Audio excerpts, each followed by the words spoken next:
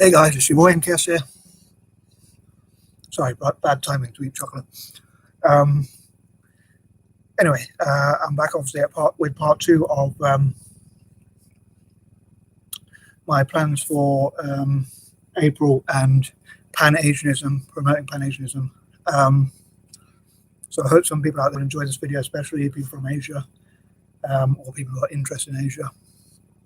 And hopefully, excuse me, hopefully I'll find out a lot about Asia and find out some facts and information about Asia and that sort of thing. Anyway, here are some of my plans continuing from part one. Sorry, please check that if you haven't already done so. And so here goes. So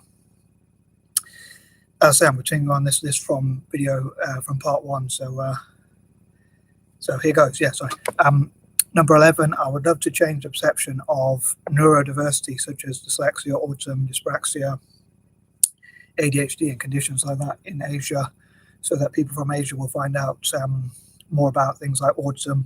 This week is actually Autism Awareness Week, so I think it'd be great if people from Asia found out about autism and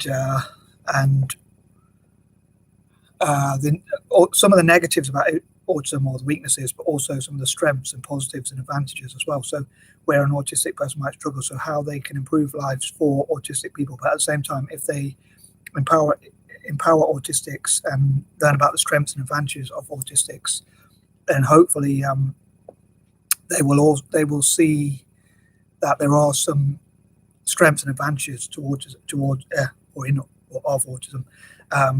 So hopefully they'll see that autistic people, from what I understand, I'm not an expert, but my mum often thinks I'm quite, because of my quirks, that I might be autistic, but I'm not sure about that. But anyway, I've been told I've got dyslexia and dyspraxia, not ADHD, so dyslexia and dyspraxia, but I could have autism without realizing, I don't know, but I know I'm a bit quirky. But so autistic people might struggle with areas like socializing or understanding social cues or things like that, but they can be very good at things like science, if I'm not mistaken, engineering, maths, art, possibly even poetry, maybe even writing if they're encouraged, or being creative, thinking outside the box, or that sort of thing perhaps.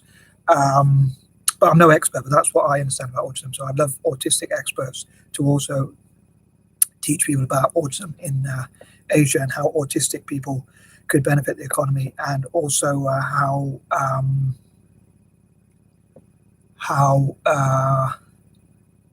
to remember your chain of thought, how other groups, neurodiverse groups like dyslexics and people with ADHD and even dyspraxia.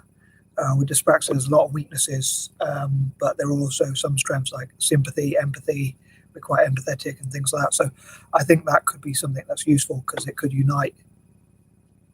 Before in the past, I thought about ways, what strengths dyspraxics have, because I hear about so many negatives, and I thought it'd be great if there were some positives. And I thought it doesn't seem like there's any skills or strengths or talents towards dyspraxia like there is for dyslexia or other conditions like autism or ADHD. But I think it is kind of a strength to be sympathetic or empathetic for others, which I think dyspraxic people, from what I understand, we're quite good at because we can relate to other people and sympathize with them. So I think for each neurodiverse condition, there's also, generally speaking, there's some positives. Like autistic people could perhaps do great art, but I think the problem is they lack opportunity because of people's misunderstandings. And I think, again, if Asians learned about that sort of stuff and encouraged autistic people to reach their full potential, then maybe not only autistic people would benefit, but they could also benefit their respective countries and hopefully the continent as a whole, especially if they unite together. Anyway, I think I've covered that point in quite detail, but I've gone on quite a lot about it for that point, so I think I'm going to move on because, again, I don't want the video to be too long, as I often say. But yeah, hopefully throughout these next 2 or 3 months and in the future generally, we'll cover more points about autism and other conditions like dyslexia, dyspraxia, ADHD and things like that, and hopefully find out from experts. But I love organizations like autistic organizations, dyslexic and dyspraxic and ADHD organizations around the world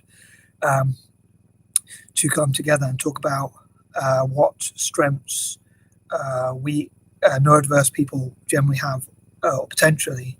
Not all people with autism or dyslexia or dyspraxia are going to have those same strengths or weaknesses, but how to make autistic people generally feel better, like there's certain noises or things like that autistic people find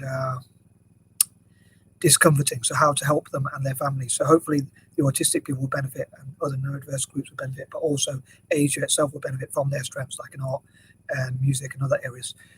Anyway, I'm going to move on. Number 12, again, I'd love to support Asians with disabilities as well as young people from Asia and women and other often marginalized or disadvantaged groups, people with physical, mental or learning disabilities, and hopefully raise awareness, which hopefully will help people in Asia to treat each other better, including those with problems or weaknesses or again, disabilities. Number 13, this is a bit of a dilemma because I won't want to offend anyone, but I also hope to hear from some of the uglier sides or negative sides of Asia, the dark side of Asia as well, because I think I want to cover both sides of the story, if that makes sense. Number 14, I hope to look at how Asians can solve problems. Again, people with dyslexia, the beauty of dyslexia is like problem solving and things like that. That's part of the beauty of dyslexia, and how there's a value in investing in dyslexic people, because if we're pushed and encouraged, one thing we can avoid crime or feeling because of a lot of dyslexic people who are marginalized might get into crime or go between jobs or not be able to keep a job or even get a job, things like that. So we can go from those disadvantages. Like a lot of people say that nowadays that a lot of organizations say that there's an advantage in dyslexia in that dyslexic people can create businesses and sometimes create more than one business, and also have to employ people to cover some the weaknesses like the paperwork and things like that. So by encouraging dyslexic people to set up businesses, you actually create more employment, which is what a business really should do, I suppose, is to create those jobs amongst other things. And so that would benefit Asia as well. So hopefully Asian leaders and organizations will see that investing in dyslexic people has a lot of advantages, generally speaking. And I think that'd be a great thing to do. And hopefully, obviously, as I say, neurodiverse people solving problems and what we can achieve and do for Asia. Hopefully people will find out about that more. Number 15, again, I'd love to hear from Asian people's aspirations, what they would love to see or what their goals are, and that sort of thing for the future. Number 16, I hope to look into the best possible ways to support Asia and networking with others, again, like organizations looking at how they can support Asia, social enterprises, social entrepreneurs, NGOs, charities, and other organizations and groups looking at how they can support Asia, again, like autistic organizations and dyslexic and dyspraxic and ADHD organizations, and that sort of thing, working together to see how they can empower people in Asia with those conditions and help the continent on the whole. Number 17, I'd love to hear from Asian people about their dreams for the future as well, what they would love to see happen, and their dream vision for the future, and writing up their shopping list for life and their dreams to see what they would like for their countries respectively, and also the continent on the whole. And hopefully, again, improving relations between all Asian nations, including India and China, like a Chindian partnership, which I've talked about before, and partnerships between countries like Malaysia, India, Indonesia, Singapore, and really the whole of Asia, and how they can improve relations with each other and also with Africa as well. If they're more united together, maybe they could do better in their relations with other places such as Africa or African countries. Number 18, hope to hear about the positive sides of Asia, and also like Asian people from Asia, Asian citizens talking about what they think are positive about their own country and each other's countries, like Indians talking about what they think are positive about China or is positive about China, and vice versa. And again, doing that throughout all of Asia as much as possible.